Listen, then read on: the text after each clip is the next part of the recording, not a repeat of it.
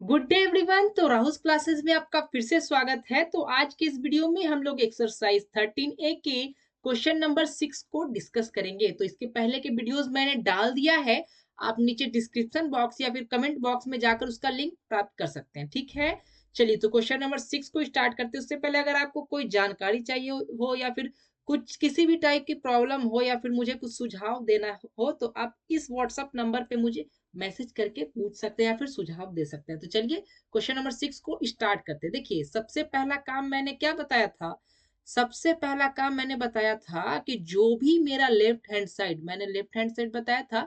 आप इधर साइड आपके देखिएगा, हाथ इधर कीजिएगा तो ये मेरा क्या हो जाएगा, लेफ्ट हैंड साइड हो जाएगा। लेफ्ट हैंड मतलब लेफ्ट हैंड साइड, ठीक है। और इधर वाला हाथ देखिएगा तो इधर राइट हैंड साइड हो जाएगा। ठीक है, तो जिधर ज्यादा टर्म रहे उसको हम लोग सबसे पहले लिख लेंगे। ठीक है, सबसे ज्यादा टर्म इधर साइड दिख रहा है मतलब लेफ्ट हैंड साइड की तरफ दिख रहा है।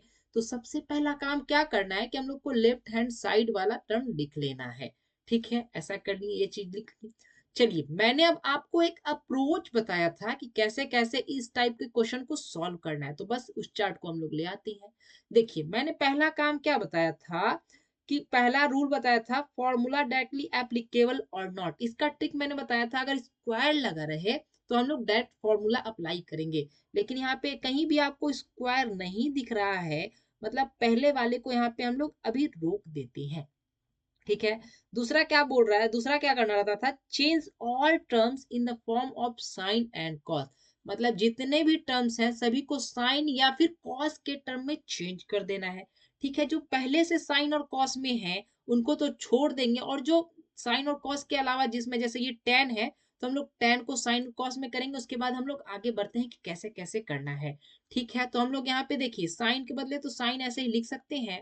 ठीक है, साइन के बदले साइन लिख सकते हैं, और टेन टेन के बदले अगर हम लोग लिखना चाहें, टेन ए के बदले अगर हम लोग लिखना चाहें तो sign A by cos A, हम लोग एक फॉर्मूला पढ़े हैं तो उसके बदले हम लोग sign A by cos A यहाँ पे कर सकते हैं। और प्लस साइन था तो प्लस दे दिए, कॉस ए यहाँ पे है तो कॉस ए कर दिए, वन का वन उतार दिया। और कॉट ए के बदले हम लोग क्या लिख सकते हैं, कॉट ए के बदले हम लोग कॉस ए बाई साइन ए लिख सकते हैं, वही हम लोग यहाँ पे कर दिए। ठीक है, यहाँ पे देखिए सारे टर्म्स क्या हो गए, साइन और कॉस में हो गए। अब हम इन लोग को, इनको क्या करेंगे, अब सॉल्व करेंगे। ठीक है, तो चलिए सबसे पहला यहाँ पे साइन ए दिख रहा है तो साइन ए को ऐसे ही लिख देंगे और इसको सॉल्व करेंगे। तो इसको क्या नीचे वन मान लेंगे, वन और कॉस ए का एलसीएम लेंगे तो मेरे पास कितना आ जाएगा, कॉस ए आ जाएगा। और फिर वन को कॉस ए से मल्टीप्लाई करेंगे तो कॉस ए आ जाएगा, फिर प्लस का साइन यहाँ पे तो प्लस दे देंगे।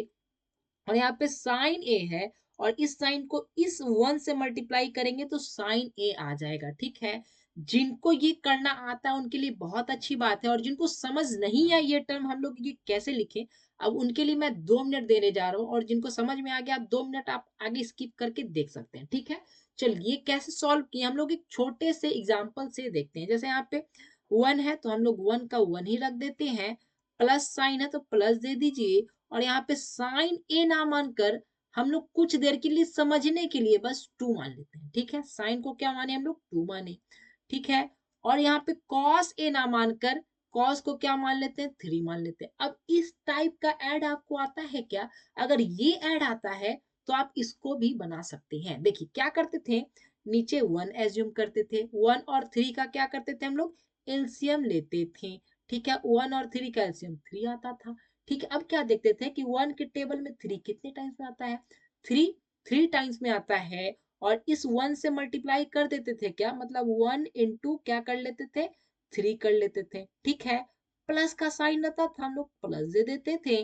और यहाँ पे देखते थे थ्री के टेबल में थ्री कितने टाइम्स में आता है, वन, और इस वन को टू से क्या करते थे, मल्टीप्लाई कर देते थे। बस इतना ही आपको लाना है और ये आपको समझ में आ जाएगा। जैसे देखिए हम लोग थ्री क्या माने थे, थ्री यहाँ पे कॉस ए माने थे क्या, तो नीचे यहाँ पे थ्री आया, मतलब यहाँ पे थ्री के बदले कॉस ए हम लोग पुट कर ले रहे हैं। ठीक है, वन इंटू थ्री थ्री ही होगा, और थ्री को क्या हम लोग एज्यूम किए थे, यहाँ से देखिए थ्री क्या था मेरा, यहाँ पे कॉस था, तो वन इंटू थ्री क्या हो जाएगा, कॉस ए हो जाएगा। ठीक है, प्लस का साइन है प्लस दे दीजिए, और टू टू क्या एज्यूम किए थे, साइन ए एज्यूम किए थे क्या, तो टू के बदले साइन है। ठीक है, जिनको ऐसे समझ नहीं आता आप ऐसे भी करके आप कर सकते हैं। ठीक है, और इसी टाइप से इधर को भी कर सकते हैं आप, यहाँ कॉस ए को कॉस ए लिख दीजिए, और इसके बदले जैसे यहाँ पे किए हैं इस टाइप से कर लीजिए। और जिनको ये वाला आता है ऐसे कर सकते हैं। 1 और साइन ए का एलसीएम कितना होता है, साइन ए होता है, ठीक है।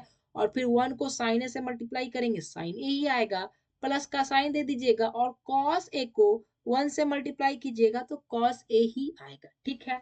अब यहाँ पे क्या कर सकते हैं, देखिए एक चीज यहाँ पे आपको दिख रहा है, यहाँ पे cos a प्लस साइन है और इधर भी मेरे पास cos a प्लस साइन है। मतलब अगर इस टर्म को भी साइन है cos लिख ले तो कोई दिक्कत क्या, नहीं ना। तो बस कुछ नहीं कर रहे हैं, इसको भी बस मॉडिफाई कर रहे हैं, कुछ नहीं कर रहे हैं, साइन को आगे कर दे रहे हैं, कॉस को पीछे कर दे। ऐसा क्यों कर रहे हैं, क्योंकि पीछे दोनों में सेम हो जाए। सेम हो जाएगा तो एक चीज मेरे लिए क्या हो जाएगा कि दोनों से हम लोग क्या कर सकते हैं, कॉमन ले सकते हैं। क्या ले सकते हैं, कॉमन ले सकते हैं। तो चलिए दोनों से क्या करेंगे, साइन ए और कॉस ए दोनों में जब सेम है, कॉमन है, तो दोनों से हम लोग क्या करेंगे, कॉमन ले लेंगे।